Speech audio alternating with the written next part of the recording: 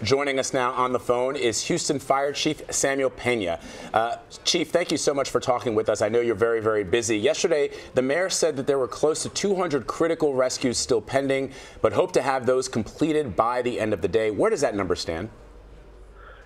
Yes, good morning. Thanks for having me. I can tell you that we've addressed those calls that were pending, but you know, there was additional calls that filled the vacuum. So we have, as far as the Houston Fire Department on our queue, and we're working in conjunction with the police department to address the demand. We have approximately 1,000 calls that are pending, that are in the queue, and as soon as we address some of those that have been there, you know, we get additional calls coming in. So the list has been consistent, and it's just logistically, it's a matter of getting access into the areas, and because some of them are not accessible other than by boat. And I can imagine your people are exhausted. It's not just a matter of getting into the areas and just keeping your manpower up. The rain is going to continue to come down. More flooding is expected. What preparations do you have in place? Because you're going to continue to get these calls. Exactly. No, and you know, it's just been wave after wave after wave after wave of heavy downpour, and so it's not letting up. We have different areas that are being affected now, and you know, yes, we're experiencing some fatigue, and you know, some of these crews have been there for over 2 days. Wow. You know, and it's a matter of not being able to get crews in because they can't get in, and even if they could, we couldn't deploy them to the areas where we needed them logistically, you know. So that's something that we're managing at this point. We're rotating crews. We're giving them you know, rest throughout the day, but it's very limited because the demand is so high right now. We've as of midnight, we've run over 700 calls from midnight to now. Wow. Yesterday, in a 24-hour period, we ran close to 3,600 calls for service. Over 2,000 of those were water related. Wow. So yeah, so it's and you know, again, there's areas of town now that are being affected, and we deployed resource in there and try to get them. You know, we're trying to anticipate the next area that's going to be affected, so we try to move resources in there before the roads become impassable. But at some point, they're essentially cut off. You know, and it takes us more time to deploy resources into those areas. But yeah, the fire department, the Houston Fire Department, and the Houston Police Department, as well as all the other municipal workers and the community, has been incredible. They work tirelessly.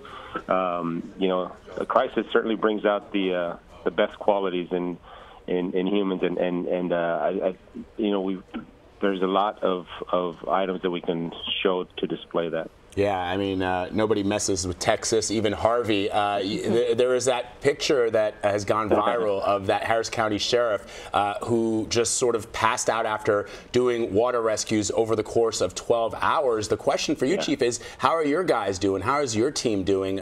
Because you're going to need assistance from both the state and the federal government. And do you have what you need? Correct. Yeah, well, you know what? Our guys our men and women of the Houston Fire Department are performing admirably and heroically every day, and that's just not a saying. They have done incredible work. As I mentioned, some of them have been on duty since Saturday. Wow. And yeah, so they're exhausted. Some of them, you know, have flooding of their own in their homes, and they haven't even been able to go out and attend personally to their family needs. And so, you know, my hat is off to them. I'm incredibly proud of the work that they've done. But I can tell you that as far as resources, we do have a huge commitment from the state and federal government as far as resources. We have Texas Task Force 1 here. We have 12 teams, FEMA USAR teams.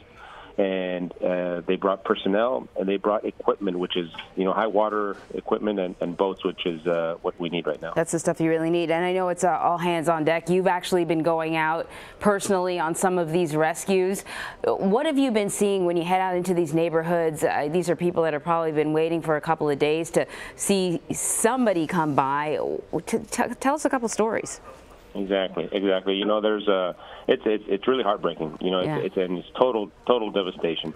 You know, we have 3 main shelters that we're using here in the city of Houston.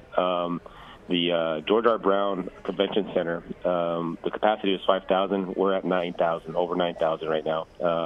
2 other centers that we have several thousand people in them as well, and they show up, you know, with nothing but the clothes on their back, and that clothes is wet.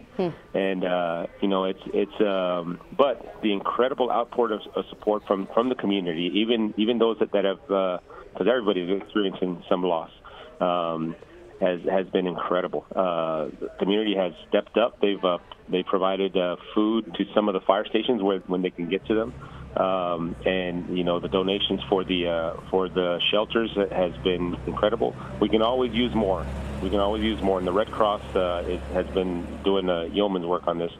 But yeah, I'm you know, on one hand, it's devastating. On the other hand, it's uplifting to see the community come together and address this. Well, we've been watching a lot of video and seeing the hard work of your men and women, and so impressed. Houston Fire Chief Samuel Peña, thank you so much. Our thoughts and prayers are with you. Thank you very much.